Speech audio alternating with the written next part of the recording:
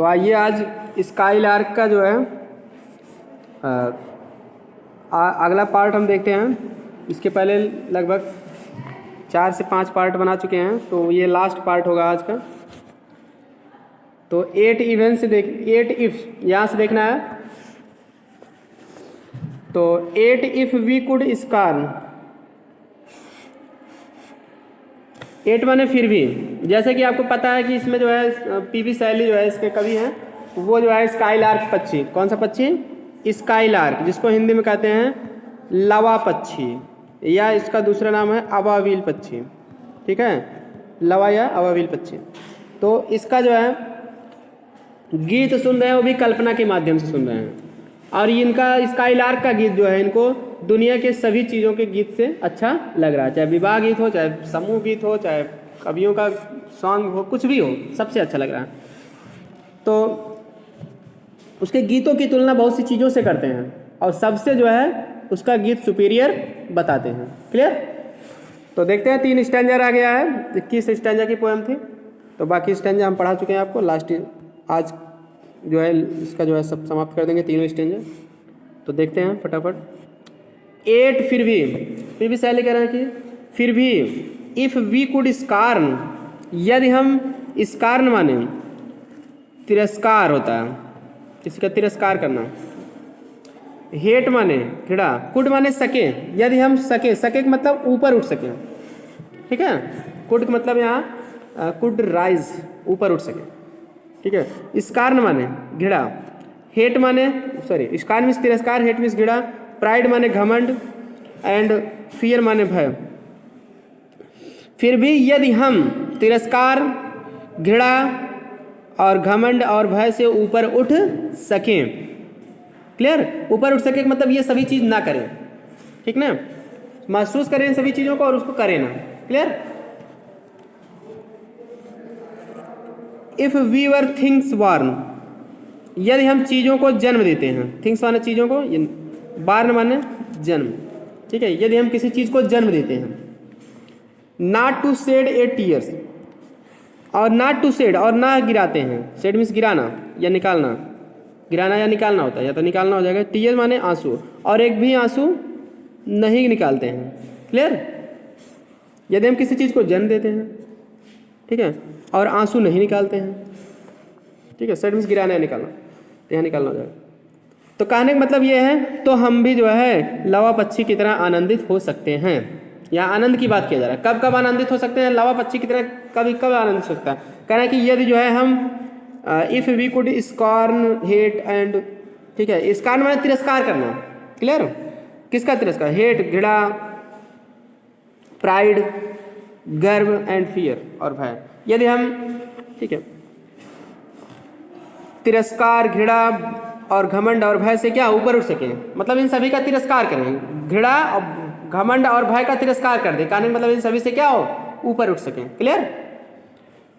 यदि हम घृणा, घमंड और भय का तिरस्कार करें, अर्थात इन सभी चीज़ों से क्या करें, ऊपर उठ सकें, तो हम आनंदित हो सकते हैं। If we were things born, यदि हम किसी चीज़ को जन्म देते हैं। Not to shed a tear, और एक भी आंसू नहीं निकालते, तब हम आनंदित हो सकते हैं। क्लियर? और कब हो सकते हो? तो आई नो नॉट, आनंदित तो हो सकते हैं। फिर लेखक कवि कह रहे हैं आई नो नॉट, मैं नहीं जानता हूँ, मैं नहीं जानता हूँ। हाउ दाई जॉय, तुम्हारा ये आनंद कैसा है। क्लियर? मैं तुम्हारे आनंद को, जॉय मतलब आनंद या सुखद अनुभूति, मैं तुम्हारे सुखद अनुभूति को नहीं जानता हूँ, तुम्हारे आनंद के कारण को नहीं जानता हूँ। क्लियर? जॉय मीन्स आनंद या सुखद अनुभूति। मैं तुम्हारे सुखद, दाई मीन्स योर, मैं तुम्हारे सुखद अनुभूति को नहीं जानता। I know not how thy joy, मैं तुम्हारे सुखद अनुभूति को नहीं जानता हूँ। कि हाउ मीन्स कैसे, कि कैसे तुम इतना, ठीक है, आनंदित रहती हो। We ever should come near, जो हमें, वी मतलब हमें, विच मतलब विच भी, कंजक्शन इसमें हाइड है, जो हमें, ठीक है ना। एवर माने हमेशा, जो हमें हमेशा के लिए, should come near, should come near माने होता है प्राप्त करना। तो वैसे कम माने आना, नियर मीन्स जिसके हमेशा हमें पास आना चाहिए, मतलब जो हमेशा के लिए हमें प्राप्त कर लेना चाहिए। कम नियर मतलब प्राप्त कर लेना। क्लियर? यहाँ होगा जो हमेशा के, which ever should come near, मतलब जो हमेशा के लिए हमें प्राप्त कर लेना चाहिए। ठीक है, कम नियर मतलब पास आना, जिस आनंद के पास हमें आना चाहिए, मतलब जो हमेशा के लिए हमें प्राप्त करना। पास आने का मतलब यहाँ प्राप्त कर लेना। तो चलिए एक बार फिर से हम रिपीट कर दे रहे हैं फटाफट stanza. 8 if we could scorn, फिर भी यदि हम घृणा कर, स्कॉर्न में तिरस्कार कर सकें, क्लियर। हेट घृणा से, एंड प्राइड और भय से, एंड फियर और प्राइड में घमंड, सॉरी, एंड फियर और भय। फिर भी यदि हम घृणा, घमंड और भय का तिरस्कार कर सके, अर्थात हम तिरस्कार, घृणा और घमंड और भय से क्या ऊपर उठ सकें, इन सभी से हम तिरस्कार करें, मतलब इनसे हम ऊपर उठ सकें।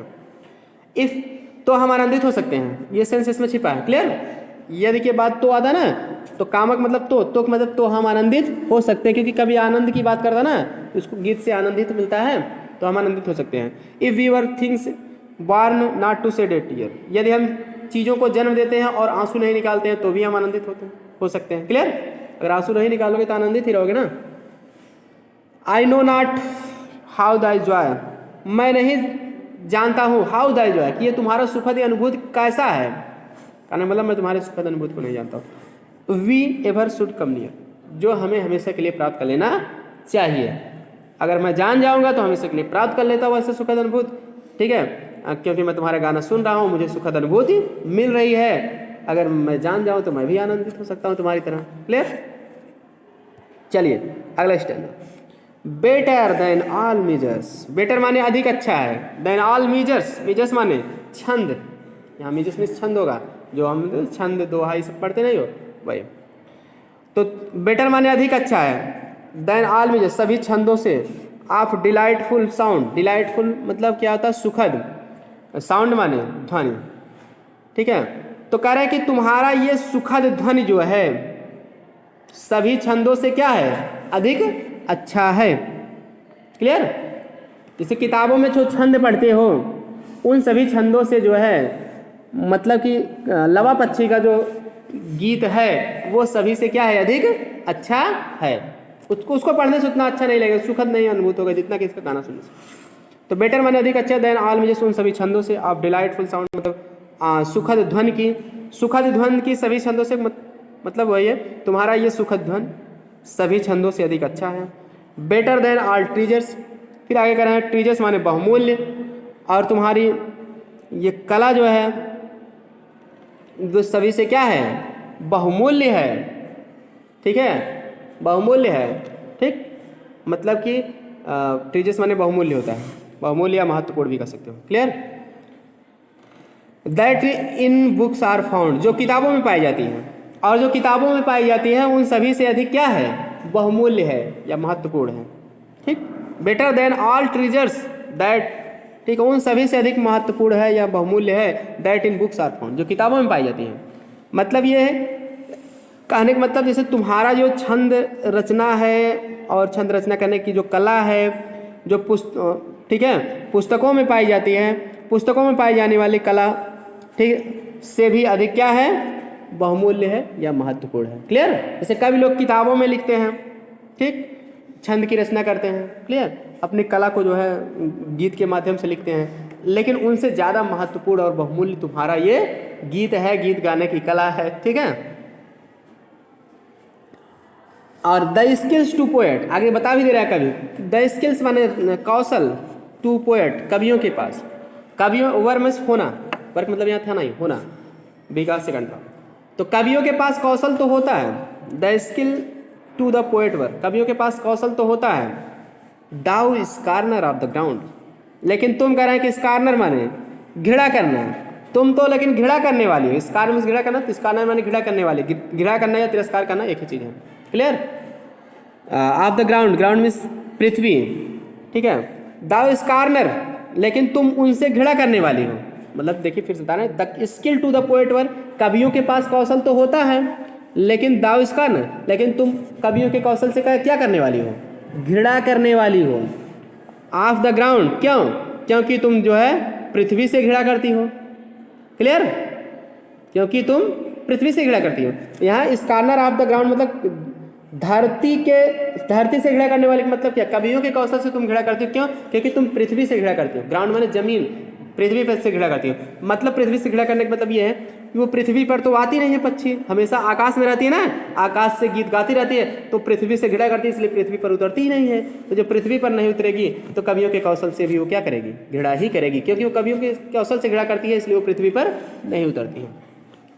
तो चलिए फिर से बता दे रहे हैं। बेटर देन ऑल मेजर्स, तुम्हारा जो है ये छंद रचना या कला जो है बेटर देन ऑल मेजर्स, सभी छंदों से ऑफ द डिलाइटफुल साउंड, सभी छंदों से अधिक अच्छा है। ऑफ द डिलाइटफुल साउंड मतलब सुखद ध्वनि, तो better than all measures of delightful sound, delightful sound मतलब सुखद ध्वनि, तो यानी कि तुम्हारी सुखद ध्वनि, तुम्हारी ये सुखद ध्वनि बेटर देन ऑल मेजर्स सभी छंदों से क्या है, अधिक अच्छा है। ठीक है, जो कवि लोग छंद लिखते हैं उन सभी छंदों से क्या है, अधिक अच्छा। तुम्हारा यह सुखद ध्वनि जो है, गीत जो गा रहे हैं उसके सुखद ध्वनि कवियों के जो है सभी छंदों से क्या है, अधिक अच्छा है। बेटर देन ऑल ट्रीजर्स, और उन सभी से अधिक बहुमूल्य है, ट्रीजर्स मीन्स बहुमूल्य या महत्वपूर्ण। That in books are found, जो किताबों में पाया जाता है, और जो किताबों में पाया जाता है कवि के द्वारा लिखा जाता है उन सभी से अधिक महत्वपूर्ण भी है या बहुमूल्य भी है। दे हाँ दाई इस, ठीक है, the skill to the poet work, तो द स्किल है, कुछ किताबों में यहाँ दाई स्किल दे दिया है, दाई इसके में रहेगा दाई बनाएंगे वो। The skill to the poet work, कवियों के पास कौशल तो होता है, किसी किसी किताब में दाई स्किल दे दिया और दाई स्किल गलत है, दाई स्किल रहेगा वहाँ। क्लियर, तो लखनऊ प्रकाशन में सही है, भौतिक प्रकाशन में दाई दे दिया, तो उसको करेक्ट कर लोगे। तो the skill to the poet work, कवियों के पास कौशल तो होता है, कवियों के पास कौशल तो होता है। वर्मी सोना दाव स्कारनर, लेकिन तुम, दाव मिस यू, लेकिन तुम स्कारनर माने घृणा करने वाले हो, तिरस्कार करने वाले, लेकिन तुम उनके कौशल से घृणा करती हो, तिरस्कार करती हो, नफरत करती हो और नीचा समझती हो।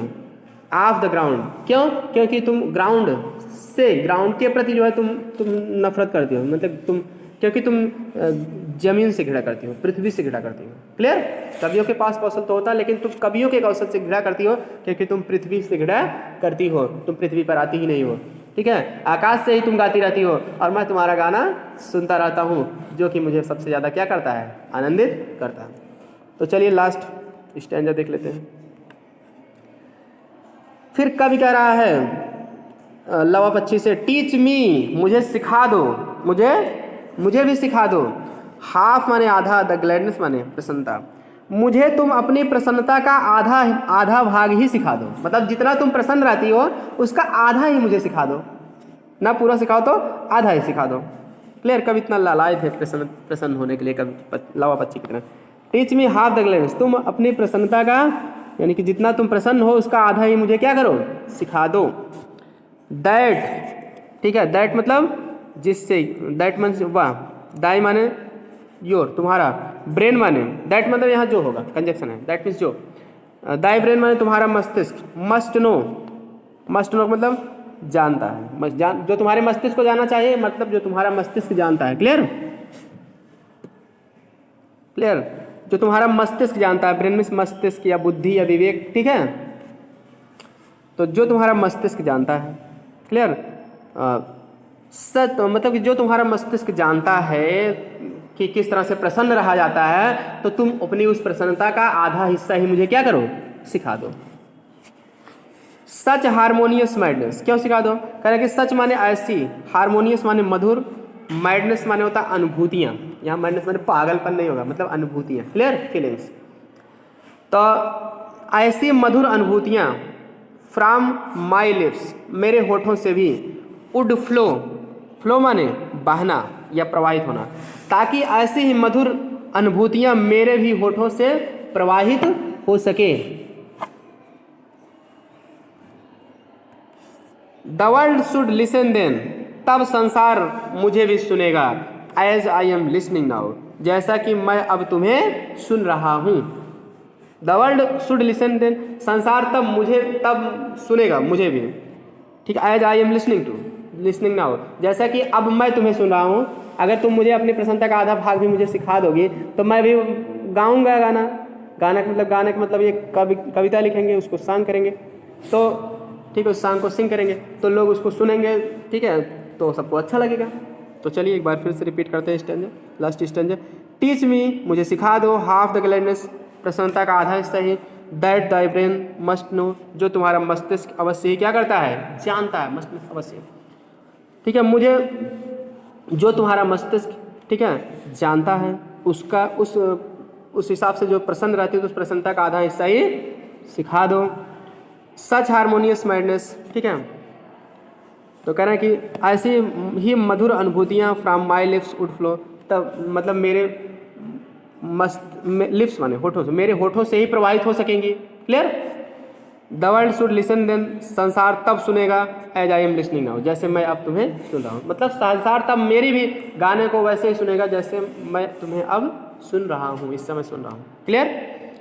तो ठीक है, तो ये था आज का पूरा मतलब स्काईलार्क कविता का समाप्त हुआ। अब अगले वीडियो में हम आपको अगली पोएम पढ़ाएंगे, और वीडियो पसंद आए तो लाइक, सब्सक्राइब और शेयर जरूर कर दीजिए सभी के पास, ताकि सभी लोग अच्छे से पढ़ सकें और टाइम से अपना कोर्स कंप्लीट कर सकें, क्योंकि इस चैनल पे आपको पूरी तैयारी BA फर्स्ट ईयर की कराई जाएगी और क्वेश्चन आंसर भी इसके बाद बताए जाएंगे, इसलिए इस चैनल को सब्सक्राइब कर लीजिए नहीं किए हैं तो। और ग्रामर की भी वीडियो आपको मिल रही है, BA फर्स्ट ईयर की प्लेलिस्ट पे जाइए, सारी वीडियो देखते रहिए, जैसा हो कमेंट करके बताइए। मिलते हैं नेक्स्ट वीडियो में। Thanks for watching this video.